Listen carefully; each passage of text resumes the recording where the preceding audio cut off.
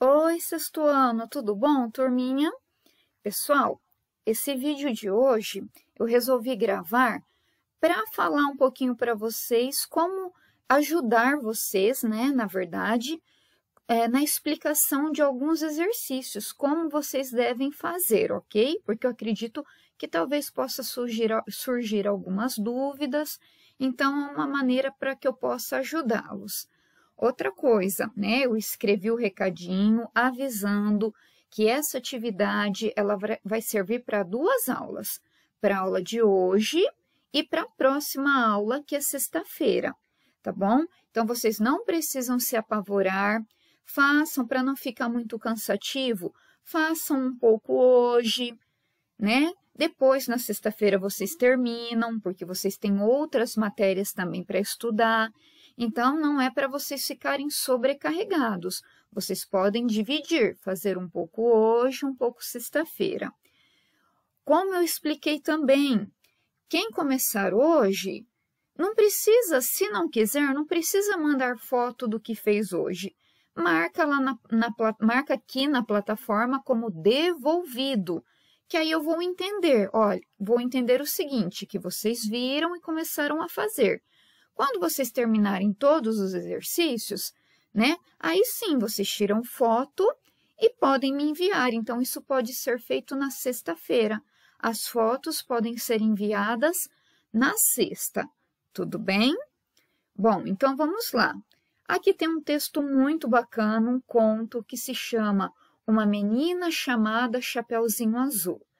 Eu até amaria ler para vocês essa história, mas o vídeo acaba ficando muito longo e eu sei que alguns alunos têm, assim, dificuldade com a internet, às vezes precisa usar os dados móveis do celular, né? E aí gasta muito. Então, vai ficar por conta de vocês a leitura do texto, que é uma graça, eu gostei muito e tenho certeza que vocês também vão gostar. Então, vocês vão para as questões. Aqui, olha, Flávio de Souza fala um pouco sobre o autor desse conto. Então, é apenas uma informação para vocês terem a respeito do autor. Isso aqui não tem que copiar, não tem nada para ser respondido neste trechinho. As questões começam aqui, no estudo do texto. Eu pedi para que vocês copiassem as questões no caderno, né? Então, por isso que a atividade vai ser um pouquinho cansativa. Façam algumas hoje, depois termina. Copiem com capricho, né? Eu dou uma dica, é bacana copiar de caneta e acostumando, né? Copiem usando caneta, respondam com o lápis, para vocês irem se acostumando com a caneta. Tá? Eu percebo que muitos alunos gostam do lápis. É claro que eu não vou arrumar confusão com ninguém, caso alguém queira continuar fazendo tudo a lápis. É que com a caneta a gente pode ir destacando, né? E fica bem separadinho o que é pergunta e o que é resposta. Que aí fica a pergunta a caneta e a resposta a lápis. Mas lembrando, se alguém prefere ficar com lápis, eu não vou brigar por causa disso. É apenas um conselho que eu dou para vocês, para que vocês se acostumem. Então, vamos ver o que tem que ser feito no exercício 1. Ele diz, o texto que você leu conta uma história. Você sabe reconhecer se um determinado texto é real ou ficcional? Teste seus conhecimentos. Leia os títulos do quadro da esquerda e relacione-os às informações do quadro da direita. Então, olha o que vocês têm que fazer. Apareceu uma pergunta aqui, né? A segunda frase é uma pergunta. Você sabe reconhecer se um determinado texto é real ou ficcional? Só que essa pergunta, não é preciso que vocês escrevam para mim a resposta dela. É apenas para vocês pensarem. E aí, vocês sabem quando um texto é real e quando ele é ficcional? Ficcional quer dizer quando ele é criado por alguém, por um autor, quando ele surge da imaginação de um autor, né? Porque o texto, quando ele é real, ele não surge da imaginação de ninguém. Ele conta, né, o texto baseado em fatos reais, ele vai contar algo que realmente aconteceu. O ficcional, ele surge da imaginação. O autor inventa, ele cria uma história. Então, pensa sobre isso, né? Então, se vocês sabem, vamos agora testar os conhecimentos. A atividade pede, leia os títulos do quadro da esquerda. Aqui, olha, o quadrinho da esquerda, que tem da letra A até a letra E. Tudo que tem aqui são títulos, né, de diferentes tipos de texto. A Vida de Santos Dumont é o título de um texto. A Lebre e a Tartaruga. Aí vocês vão ler todos. E nós vamos relacionar com os do quadro da direita, que é este aqui. Então, neste quadro, nós temos letras A, B, C, D e E. No quadro de cá, nós temos os algarismos romanos, 1, 2, 3, 4 e 5. E ele pede para que vocês anotem, então, no caderno. Se vocês copiando direitinho, se couber uma coluna na frente da outra, como apareceu aqui, vocês podem ligar. Se não couber, vocês acharem que vai ficar apertado copiar uma coluna na frente da outra, vocês vão ter que copiar uma embaixo da outra. Então, copiar primeiro esta coluna e depois pular uma linha e copiar esta coluna embaixo, tá bom? E para responder, né, já que um não está na frente do outro, fica um pouquinho difícil de ligar. Se bem que mesmo ficando embaixo, dá para fazer flechinha ligando, né? Dá sim. Mas um outro jeito de responder é como apareceu aqui nesse exemplo. Porque ele disse assim, registre suas respostas no caderno de acordo com o exemplo. Ele já deu a resposta. Olha só, para a letra E, para o título da letra E, olha, Chapeuzinho Vermelho. Com qual que ele se liga? Com o número 5, porque o Chapeuzinho Vermelho é um conto popular ficcional, tá bom? Então, é um conto popular ficcional. Já está respondido, porque veio como exemplo. A letra E, a resposta dele é o número 5. Ele se liga com o número 5. Entenderam? Então, essa perguntinha que aparece era apenas para pensar sobre ela. O que é realmente para ser feito no exercício é ver qual título se relaciona com qual resposta dessa coluna aqui dos algarismos romanos, certo? Exercício número 2. No início do texto, o narrador dialoga com o leitor por meio de uma frase. Dialogar é falar, né? Tem uma frase lá no texto, que é essa aqui, em que o autor diz, aposto que você adivinhou. Aí vem, em sua opinião, por que ele tem tanta certeza disso? Explique. Então, vocês vão ler primeiro o texto e vão responder essa perguntinha. Depois que vocês responderem ela, vocês vão copiar este quadro. Este quadro não é resposta da pergunta número 2, tá bom? Ele não é uma resposta, ele é apenas uma explicação muito importante, né? Ele explica o que é uma paródia, ele mostra para vocês que esse texto é uma paródia. Eu dou até a dica que vocês copiem isso aqui com uma caneta de cor diferente, né? Por exemplo, preto, vermelho, para destacar. Então, responda a pergunta número 2, depois, esta informação. Pode usar a régua, fazer esse retângulo em volta, para saber, olha, isso aqui não é resposta, isso é uma informação que eu preciso saber, apenas isso. O exercício 3, não vou ficar lendo tudo, não. Então, novamente, vem aqui, explicando. Vem esse quadro para vocês copiarem, que não é resposta, é apenas orientação. Ele explica o que é um protagonista no texto, né? Que é o personagem principal. O antagonista, que é aquele que é o vilão da história. E os personagens secundários São outros personagens que aparecem, mas que eles não têm uma função assim de tanto destaque quanto o protagonista, que é o personagem principal, ok? Então, vocês vão copiar isso aqui no capricho. Aí vem a letra A. Aqui é que vocês vão ter que responder, tá bom? Copie do conto Uma Menina Chamada Chapeuzinho Azul o nome do ou dos personagens, né? Porque vocês vão ver se tem um ou mais de um, que é o personagem principal, se tem um ou mais de um, que é protagonista, que é o antagonista, tá bom? Que é o vilão da história. E aí vocês vão copiar a letra A, responder. Copia a letra B, responde a letra B, certo? Então, eu vou destacar, é importante dessa vez copiar bonitinho as questões. Exercício número 4.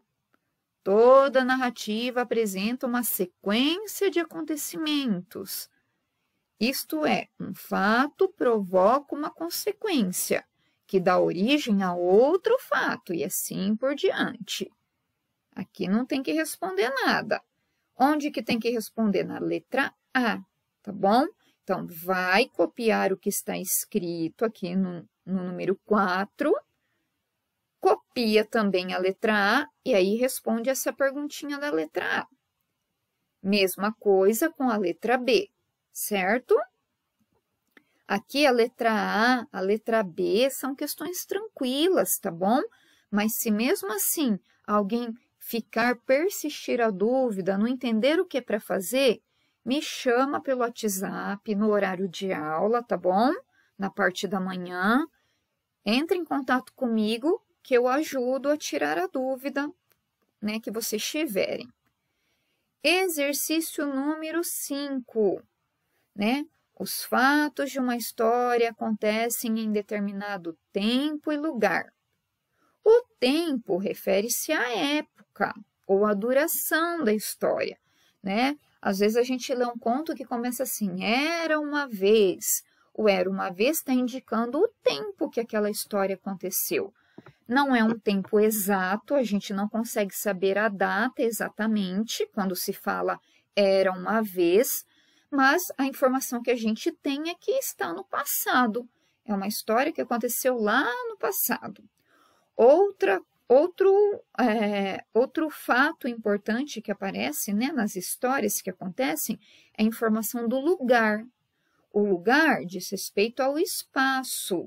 Então, toda vez que falar em espaço, vocês têm que pensar assim, é o lugar. Onde que a história aconteceu?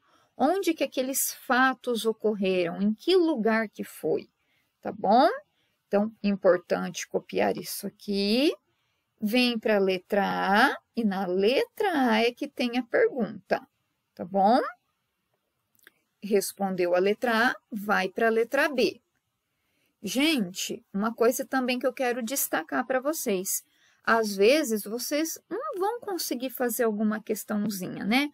Tem gente que às vezes não quer entrar em contato comigo, tem vergonha. E se não conseguir fazer alguma questão, também não tem que ficar desesperado por causa disso, né? Às vezes a gente tem dificuldade. O que eu quero é que vocês façam o melhor, que vocês se esforcem ao máximo, tá bom? E o exercício número 6, que nós temos que observar a capa da revista Magali, essa aqui, ó, que está aqui do lado. Então, vem aqui uma orientação e tem a questão A e B para vocês responderem, baseados na capinha dessa revista. Tudo bem? Vem essa parte do discutindo ideias. Eu quero muito saber a opinião de vocês a respeito disso, é bem pessoal, tá bom? E depois, para terminar, tem os exercícios do Explorando a Linguagem. Então, também copia bonitinho, destaca, né? Põe dentro, pega a régua, põe dentro desse retângulo para destacar. E o exercício vem, aqui é importante eu falar com vocês. As palavras destacadas foram empregadas no diminutivo. Quais são as palavras destacadas? Aqui, ó, chapeuzinhos, capinhas e roupinha, tá bom? Então, quando copiar, muda a cor para destacar também, ou grifa. E aí diz assim que essas palavras estão no diminutivo.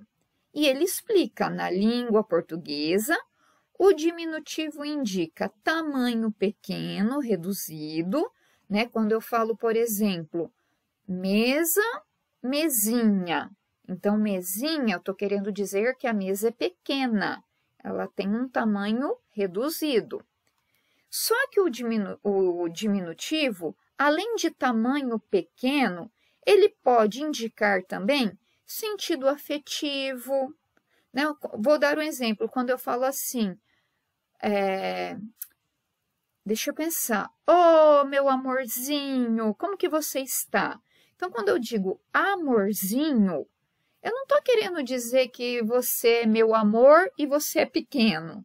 Não, eu estou dizendo isso de uma forma afetiva, com carinho, tá bom? Então, às vezes, nós usamos palavras no diminutivo não para falar que algo é pequeno, mas para demonstrar afeto, né? Que aqui, num sentido afetivo, pode ser também no sentido pejorativo ou depreciativo, ou seja, no sentido negativo, tá bom? Por exemplo, eu tenho algo que eu não gosto, e aí eu me refiro a esse algo que eu não gosto, eu vou falar que é uma coisa. Então, eu falo, essa coisinha aqui, isso aqui me irrita tanto, ó coisinha que me irrita. Então, quando eu falo coisinha, está no diminutivo, só que eu estou usando num sentido pejorativo ou depreciativo, que é a mesma coisa, né? Quer dizer a mesma coisa, é num sentido negativo. Tá bom? Então, tudo depende da maneira como aparece, como é empregado. Aí vem a letra A. Em sua opinião, que ideia o emprego das palavras em destaque indica em relação aos objetos a que se referem? Então, volta aqui em cima. A palavra chapeuzinhos, capinhas e roupinha. Tá em que sentido? Ele tá querendo dar um sentido afetivo ou aqui, ó, pejorativo ou depreciativo. Os dois são a mesma coisa. Então, em que sentido elas foram usadas? Tudo bem? E a letra B, no desenrolar da história, foram empregados outros diminutivos com sentidos diferentes de tamanho, né? Que não está querendo dizer que é tamanho pequeno. Aí vem a perguntinha, perdão. Que efeito esse recurso revela? Então, vocês vão voltar no texto, procurar outras palavras que também estão no diminutivo e, né, não vão estar indicando tamanho reduzido, não. E eu quero saber, que efeito esse recurso revela? Tá? E mostre os exemplos que vocês encontraram. Vocês vão pegar as palavrinhas e falar que efeito que isso causa, tá bom? No texto. E, para terminar, aqui o exercício 2. Vocês vão observar essa expressão aqui, ó. Ele deu de cara com o pai das meninas. Deu de cara. Letra A. Com que sentido essa expressão foi empregada? O que ele quis dizer, o autor, quando ele escreveu que deu de cara? Que significado tem isso com o pai das meninas, tá vendo? E a letra B. Cite outra expressão que você conheça com a palavra cara e explique o seu significado. Uma outra expressão que no dia a dia vocês usam, que usa a palavra cara. E fala para mim que significado que ela teria, né? Essa frase que vocês vão escolher, o exemplo que vocês vão colocar aqui, tá bom? Olhem, não teve jeito, hein? O vídeo acabou ficando longo. Bom trabalho, turminha! E, relembrando, essa atividade é para 2 dias de aula. Um beijo!